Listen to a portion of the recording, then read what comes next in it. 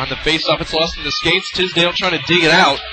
Sending it back. Thurston holds it in. Cross saucer pass for Paradise. Lifted it in the air a little bit too high. And Boner has it now up against the wing. Chipped back in by Penn State. The behind the net. Looking to deal. In front, knocked away. Paul Marshall clubs it out of there, but Penn State maintains possession. As now behind the net, Ohio with a little bit of confusion. Trying to send it out. It's stopped up there and sent right back in. Good job by Kerry Bell to keep that puck in at the left point for the Icers. Barbas knocked off the puck, but he's able to get rid of it at the last second. Bell chipping it back in there. Backhanded pass. Paradise has it on his stick. Cannot turn around and get a shot off. Has it again. Centers in front. Score! Oh, what a pass by Paradise. And Taylor Serra, the sophomore, inserted into the lineup, gets the Icers on the board at 6:47 of the second period on a great second effort by Paradise. Paradise could not get a shot off, but he did the next best thing. Spun, found, and connected with Taylor Serra for a goal to send Penn State up 1-0. Under a minute to go now, 50 seconds. Off the board in front of us. Here comes Penn State again. It's Bell. Bell gains the right circle. Leaves it back there. Everyone in. Shot and a goal. Penn State takes a 2-0 lead after a blast from Jamie Zimmel. What a shot by Zimmel. And a great play by Zimmel as he signaled Kerry Bell at center ice to take the rush and curled in behind Bell. Bell with a drop pass and Zimmel with the rocket to beat Marshall to make it 2-0. And you hate to give up a goal in the last minute of a period, especially after they did such a great job of killing off the penalties midway through the frame. That one hurts a lot. As the clock reads 41-42. Because he can definitely go from 0 to upset pretty quickly. Well, that's the mark of a good coach, really, as the Icers dump it down the ice right on Marshall.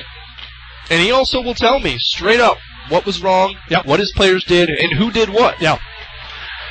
Which is also nice when you're a broadcaster. All right, over the line is Molnar. Molnar walking into the slot, shot, scores! Brett Molnar makes it a 2-1 hockey game. 11 seconds left in the power play as he goes top shelf glove side on Nick Signet. And one of the few mistakes that Signet has made here this afternoon. And Molnar with a snipe. And that gets the Bobcat fans on their feet. Molnar is a player that used his speed when he was younger, and last year when he was with Bowling Green's Division I NCAA compliant team, playing some Division I big-time hockey for Bowling Green. He transfers here. His knees have slowed him down a little bit, and thus he's gained that wrist shot that you just saw. That was very pretty, and a great shot from Brett Molnar. Well, 2:11 to go here in the contest, Penn State and Ohio. It's the ACHA rivalry you tuned in for, and it's been all that and then some, as J.J. Plutt and Tim O'Brien with the face-off. Now, in front, knocked away to the point. Here's Piota, puts it on, scores! Mike Piota right points it over the blocker of Nick Signet, and the Cats will not die. Wow. Thank you for passing it off to me right there, by the way. I was going to give you the microphone to go downstairs, but I'm glad you were able to make that call, sort of. Well, Mike Piota, I talked to him at the end of the second. They said they just had to keep at it. And that threaded the needle and found the top corner. Signet's given up 2 goals high here in this third period. And for Piota, that's his 5th of the season. A good job by Brent Tranter, the senior defenseman from Cranberry Township, PA, just to bother the OU player just enough that he couldn't get the shot off, and it slid to Signet, who made the save. One back by Plutt, sort of, and now here comes Frank Berry across to Jamie Zimmel. Back to Frank Berry, and score! And a skill play wins it, just like we had hoped, and Penn State is moving on.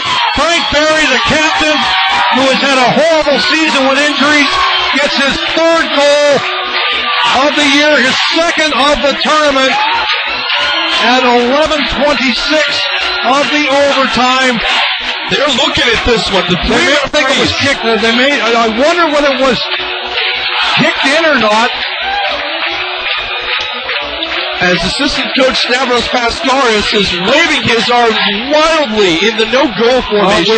We don't have the benefit of replay, and I don't know whether Barry redirected that. You know, it's got to be that. I think it's got to be that kicking motion, and this is controversial, folks. So hang on, we may not be done yet here with 8:34 left in overtime. Yeah, they called a goal. I don't know that they had any way of saying it wasn't. That we talked about it, Jimmy. A heartbreaking way for this game to end for Ohio on what will be forever considered a controversial goal. Is